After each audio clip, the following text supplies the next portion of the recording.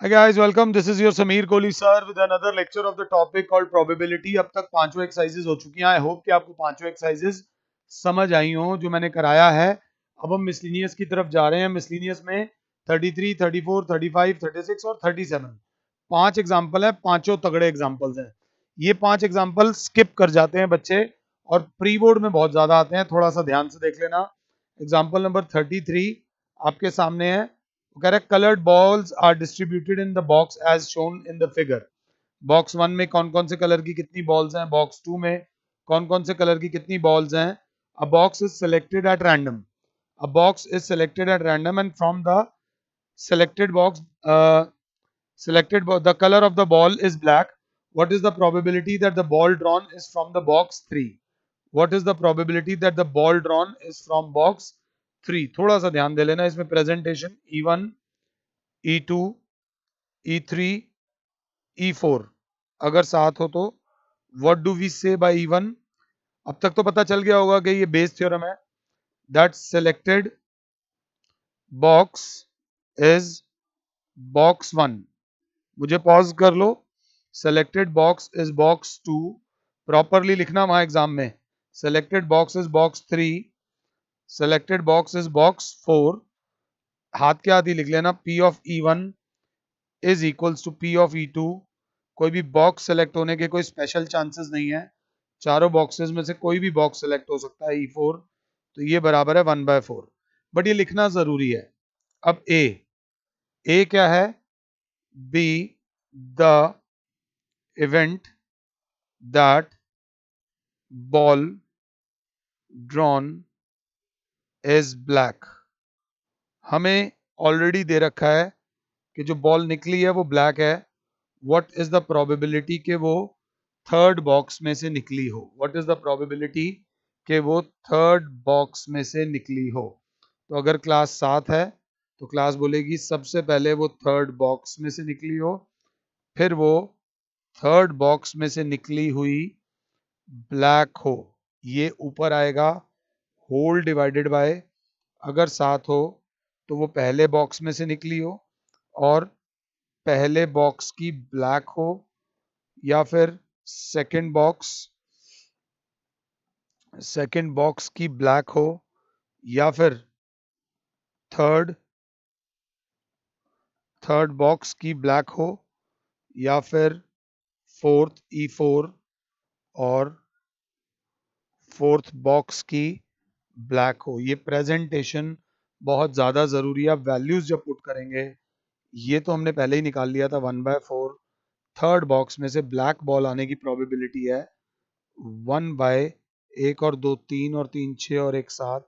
1/7 whole upon 1/4 into पहले में से ब्लैक आने की प्रोबेबिलिटी है 3/3 और 4 7 और 5 12 और 6 18. 3/18 बिल्कुल सही है. प्लस 1/4 इंटू सेकेंड वाले में से ब्लैक आने की है 2/2 2 4 2 6 2 8 2/8. प्लस थर्ड वाली तो हमने निकाली थी 1/4 इंटू 1/7. प्लस चौथे वाले बॉक्स में से 1/4 इंटू 4/4 और 3 7 और 1 8 और 5 13. 8/13. सेम कैलकुलेशन है. प्रॉपर कैलकुलेशन कर लेना. Answer is 0.165. आई होप कि मैं ये समझा पाया हूँ. मेन जो चीज है, मेन जो इसमें लड़ाई है, वो सारी सिर्फ प्रेजेंटेशन की लड़ाई है. सिर्फ प्रेजेंटेशन पे ध्यान देते हुए चलना और बाकी सब कुछ हो जाएगा. बच्चों को लगता है ये करना है, बेटा ये करोगे ना तो 6 में से 1.5 मिलेगा. ये जो 4 4.5 नंबर है ना, वो इसके हैं. और अगर 4 नंबर का आता है तो 2.5 नंबर जो है वो इसके हैं, जो मैंने पूरा पीला पीला कर दिया है. थोड़ा सा ध्यान दे लेना. अगला क्वेश्चन बहुत ज्यादा इजी है. ये बस पंगे लेने के लिए थोड़ा सा इसका फालतू का हटा देते हैं क्योंकि इससे छोटा प्रिंट आ नहीं रहा था. क्वेश्चन नंबर 34, एग्जाम्पल नंबर 34 है.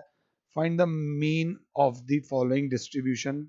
याद होना चाहिए ये n होता है, ये p होता है, और सोल्यूशन में ज्यादा टाइम नहीं वेस्ट करेंगे. मीन का जो फॉर्मूला होता है वो n इंटू पी होता है. तो वो होगा 4 इंटू 1/3. तो answer is 4/3. The mean of this data is 4/3. इसमें आपको कुछ नहीं निकालना. उन्होंने कुछ लंबा कर रखा है बट कुछ लंबा करने की जरूरत नहीं है. मीन का डायरेक्ट फॉर्मूला होता है 4/3. वेरिएंस भी मैंने बता दिया आपको. स्टैंडर्ड डेविएशन भी बता दिया है। अगला आता है एग्जाम्पल नंबर 35। एक बार मुझे पॉज करके खुद से तुम ट्राई करो, मुझे खुशी मिलेगी अगर आप लोग खुद से कर लेते हो तो। बहुत बहुत प्यारा क्वेश्चन है, इसको बहुत ध्यान से देखना। इस टाइप का क्वेश्चन अभी तक हमने एक्सरसाइज में नहीं किया है। The probability of a shooter hitting a target, the probability of a shooter hitting a target is 3/4। ठीक है जी। How many minimum number of times he or she must fire the target so that the probability of hitting the target at least once is more than 0.99। मेरे को तो question ही नहीं समझ आया। वो कह रहा है प्रोबेबिलिटी के टारगेट लग जाएगा, 3/4 है। 3/4 का मतलब होता है 75% या 0.75। मगर वो कह रहा है कितनी बार वो धड़ धड़ धड़ धड़ करके इतनी बार टारगेट मार दे कि probability of at least hitting once is more than 0.99। ये क्वेश्चन नहीं समझ आ रहा सर। समझो, 3/4 इज द प्रोबेबिलिटी कि आपने मार दिया, बट अगर आपने पहली बार भी मार दिया और दूसरी बार भी मार दिया और लग भी गया तो आप 100% एक्यूरेसी से मार रहे हो। तो कह रहा है ऐसा क्या चांस है कि कितनी बार वो मारे कि तीन, अब मैंने 2 बार मारा तो वो 100% हो गया ना। तो कह रहे कितनी बार वो कम से कम मारे ताकि एटलीस्ट वंस हिट करने की प्रोबेबिलिटी 0.99 से 1 आ जाए। तो हालत थोड़ी सी खराब थी तो हमने Q लिख दिया, 1/4 हो गया Q, ये मिस हो गया। और नंबर ऑफ टाइम्स हमें निकालना है और R भी हमें नहीं दे रखा, ना N दे रखा है ना R दे रखा है। एटलीस्ट वंस की अगर बात करें तो ये होता है 1 minus probability of none has to be greater than 0.99। अगर ध्यान से देखो तो 1 minus 0.99 has to be greater than probability of none. अगर सही हो तो जो इधर प्लस हो रहा है वो उधर जाके माइनस, और जो इधर माइनस हो रहा है वो इधर आके प्लस। तो 0.01 has to be more than probability of hitting none. None मतलब R हो गया 0, NC 0, P की पावर 0, Q की पावर हो गया N माइनस R, मतलब N लगा लो, N माइनस 0। ध्यान से देख लेना। तो क्लास बोलेगी 0.01 has to be greater than 1 into 1 into 1/4, 1/4 की पावर n। तो 0.01 has to be greater than 0.25 की पावर n। अब यहां पर आएगा हिट एंड ट्रायल मेथड। कौन सा method? Hit and trial method, जो कि ये बोलेगा कि अगर हम n की वैल्यू 1 डालते हैं तो 0.01 इज ग्रेटर देन 0.25 पे लिखा हुआ आता है फॉल्स, अगर 7 हो तो। फिर हम n की वैल्यू डालते हैं 2। अब जब हम n की वैल्यू 2 डालते हैं तो 0.01 इज ग्रेटर देन 0.25 का whole square, 0.01 is greater than 0.0625। नहीं, ये भी क्या आ रहा है? फॉल्स। मगर ध्यान से देखना, ये 0.25 आया था, स्क्वायर करने पे वैल्यू कम हुई है। वैल्यू कम हुई है मतलब कहीं ना कहीं हम आंसर के आसपास पहुंच रहे हैं। वैसे ही अब हमने n की वैल्यू डाली 3, तो 0.01 इज ग्रेटर देन 0.25 का होल क्यूब। तो 0.25 का होल क्यूब 151, मैं एक बार चेक कर लेता हूँ। 625 into 25 is equals to 15625। 0.01 is greater than 0.015625। ये भी फॉल्स आ रहा है क्योंकि ये 0.01 है, ये 0.010 होगा। n की वैल्यू हम डालेंगे 4, तो 0.01 हैज टू बी, ध्यान से देख लेना वो क्या कह रहा है, ग्रेटर देन। अब जब इसको और करेंगे 25 से तो आ रहा है 390,625, और डेसिमल में 2 2 4 और 2 6, और ये वाला जो आ रहा है 0 आ जाएगा। अगर आप 7 हो तो ये यहाँ पे आ जाएगा 2 2 4 2 6 2 8। ये वाली वैल्यू ट्रू आ रही है। n की वैल्यू जब हम 4 डालते हैं तो जो वैल्यू आ रही है 0.01 वो बड़ा आ रहा है इस वैल्यू से, जो कि ट्रू है। मतलब n की वैल्यू 4 डालें या 4 से ज्यादा डालें, या तो 4 डालें या 4 से ज्यादा डालेंगे तो ये रिजल्ट ट्रू होगा। 1 पे ट्रू नहीं था, 2 पे नहीं था, 3 पे नहीं था, 4 पे है और 4 के आगे होगा। So the shooter must hit 4 और मोर टाइम। अगर दिक्कत हुई हो तो एक बार इसको दोबारा देख लेना। इसका आंसर 4 और 4 से ज्यादा है। 4 पे भी आएगा और 4 से ज्यादा पे भी आएगा। थोड़ा सा बस इसको ध्यान से देख लेना, ये क्वेश्चन अच्छा था। इसके बाद आता है एग्जाम्पल नंबर 36, जो कि इंपॉर्टेंट नहीं है, बहुत बहुत ज्यादा इंपॉर्टेंट है। ये प्री बोर्ड्स में आ जाता है तो थोड़ा सा देख लेना। This is very very important.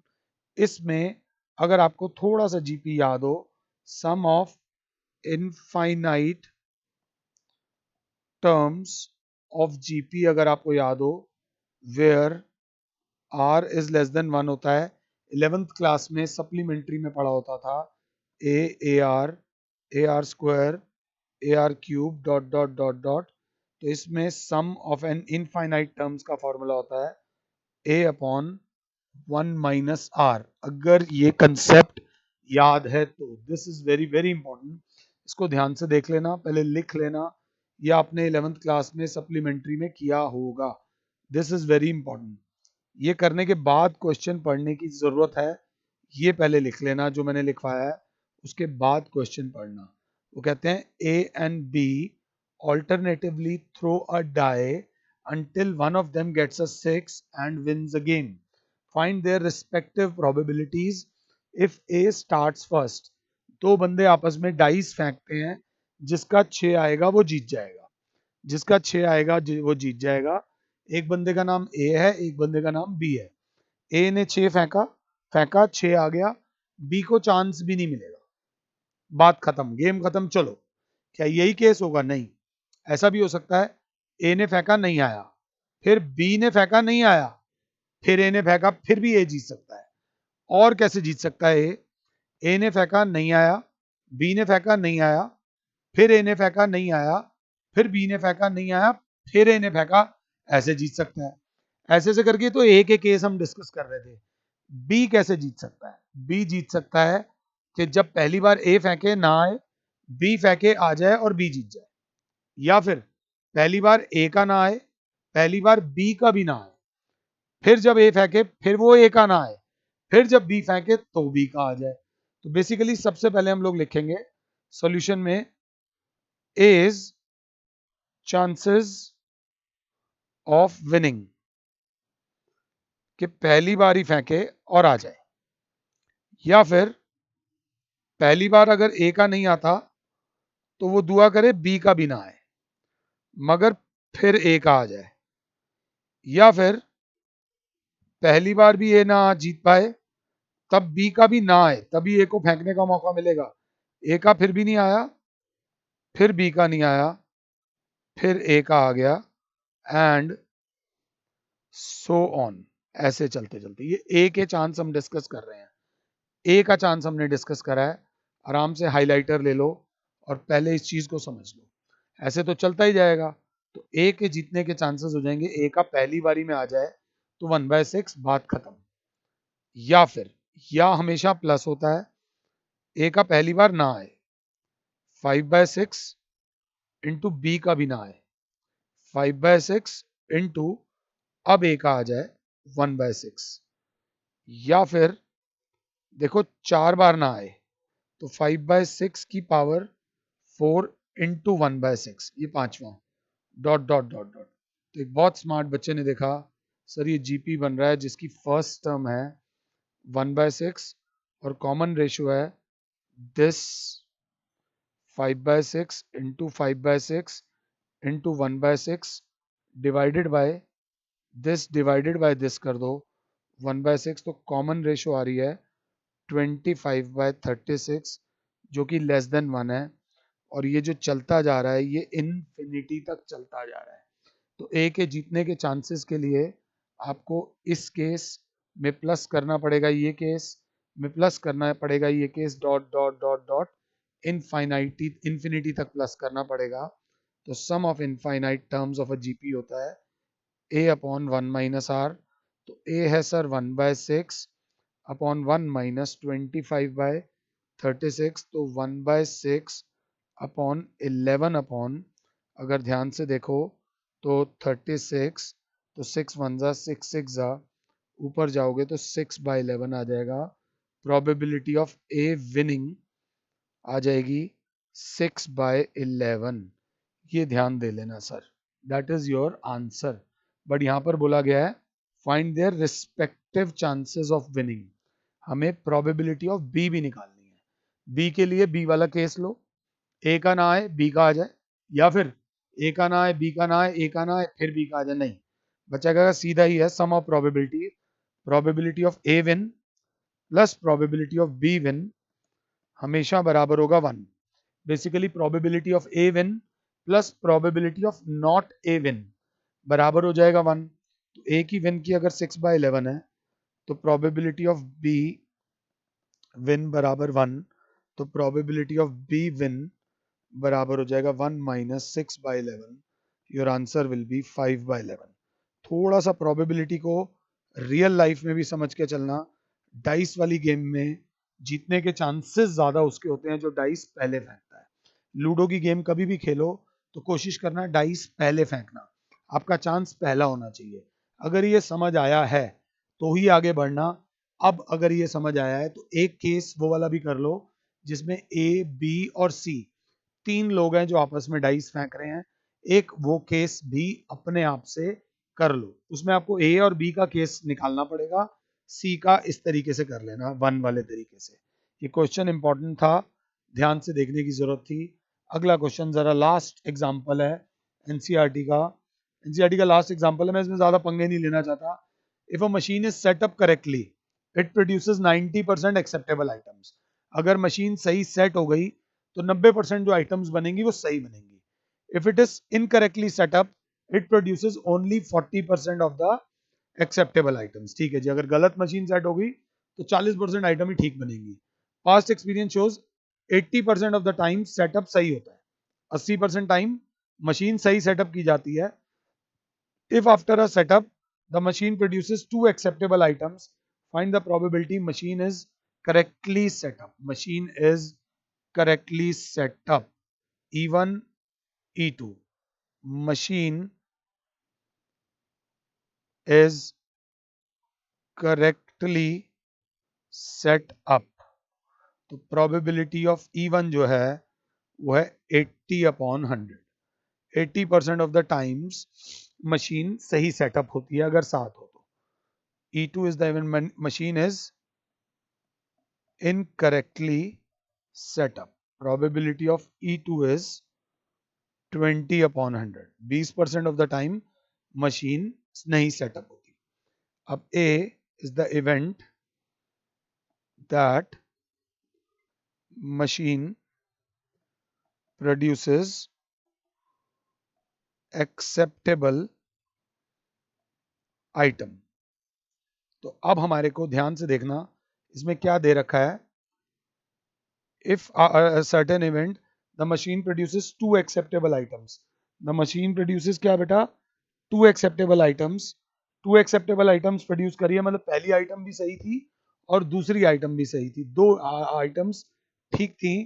तो व्हाट इज द प्रोबेबिलिटी, अब हमें निकालना है व्हाट इज द प्रोबेबिलिटी। कहाँ लिखा हुआ है that machine is correctly setup, मतलब जो आर्टिकल आया है वो सही आया है। व्हाट इज द प्रोबेबिलिटी कि मशीन वॉज करेक्टली सेटअप। तो पहली बात मशीन वॉज करेक्टली सेटअप, उसके बाद सही सेटअप में से सही चीज निकलना पहली बार, सही सेटअप में से सही चीज निकलना दूसरी बार, क्योंकि दो बार दो आर्टिकल्स निकाले गए हैं, 2 एक्सेप्टेबल आइटम्स हैं। थोड़ा सा बस इसमें ध्यान दे लेना, या चाहो तो इसी को वो कर लेना। प्रोबेबिलिटी ऑफ मशीन सही सेटअप, मशीन सही सेटअप थी उसमें से सही आइटम निकलना। या फिर क्या होता मशीन इनकरेक्टली सेटअप होती मगर इनकरेक्टली सेटअप होने के बाद भी दोनों आइटम्स जो हैं वो सही आती।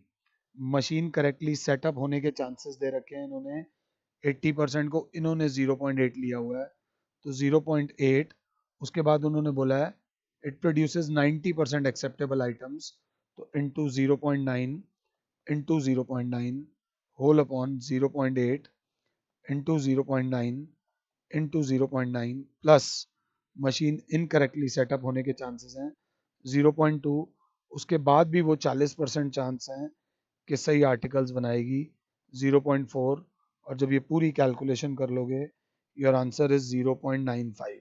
यहाँ मैं आपके साथ थोड़ी सी चालाकी कर जाता हूँ, कैलकुलेशन एग्जांपल्स में से देख लेता हूँ, बट कंसेप्ट जो था वो ध्यान से देख लेना। इस एग्जांपल की खास बात क्या थी कि इस एग्जांपल में उसके बाद 2 आर्टिकल्स निकाले गए थे, एक आर्टिकल नहीं निकाला गया था, तो थोड़ा सा ध्यान दे लेना, इन्होंने दोनों को कंबाइंड कर दिया है, हमने दोनों को अलग अलग कर दिया है, कोई फर्क नहीं पड़ता दोनों तरीके से। ये करने के बाद अब हमारी मिसलिनियस रह गई है। मिसलिनियस आप लोग खुद से एक बार ट्राई करो। मिसलिनियस के अंदर 19 क्वेश्चंस हैं और शायद एक बेस वाली में HIV वाला क्वेश्चन हमारा रहता है, तो वो सब हम नेक्स्ट लेक्चर में करेंगे। 1 या 2 लेक्चर के अंदर ये चैप्टर खत्म हो जाएगा। फिलहाल के लिए और Sameer sir is saying you good bye. God bless all. जय माता दी।